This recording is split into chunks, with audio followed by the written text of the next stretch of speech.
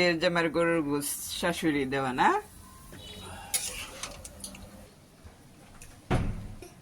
কি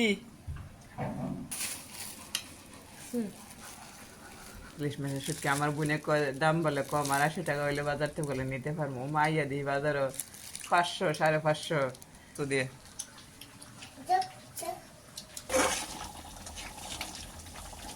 এর জামাইকে শুটকির ভরার গরুর মাংস দিল। শ্বশুর বাড়িতে শাশুড়ি আছে, তার মর্মাদা ভালোবাসা সবসময় জামার জন্য আছে, মেয়ের জামার জন্য। আমার ভাই তো বাড়িতে নেই, আমার 3টা ভাই আল্লাহ রহমতে আপনাদের দোয়া, 3টা ভাই দেশে, 2টা ভাই দেশের বাহিরে আছে, একটা নরসিংদী আছে।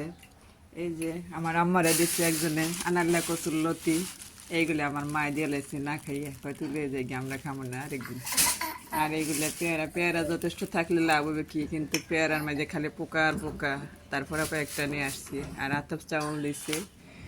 বাচ্চাদেরকে নিয়ে আমি বেশি কিছু আনতে পারি না, তারপরে যেটুকু আনছি এটুকু শুক্র আলহামদুলিল্লাহ। একটা কাঁঠাল দিছে তার মেয়ের জামাইরে, আর এখানে 3টা তাল আনছি, আর আমরা আনছি কত রয়ে গেছে। এই বস্তা আপনাদের সাথে খুলে শেয়ার করবো কি আনছি। বড়ে দিছে আমার মা, বড়া বানা দিছে মেয়ের জামাই পছন্দ করে দেখে, শুটকির বড়া বানা দিছে শাশুড়ি। ইলিশ মাছের শুটকি আর পুরীর শুটকা, গরুর মাংস।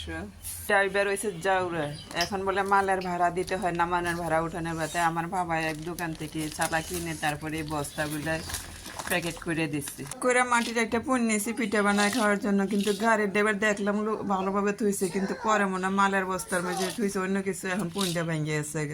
3 পিস যাদের যাদের লাগবে তারা আপনারা আমার সাথে শেয়ার করেন, যোগাযোগ করেন। চিটাগাং শহরের ভিতরে হলে আমি দিব। এগুলো সব 3 পিস আর বিছনার চাদর।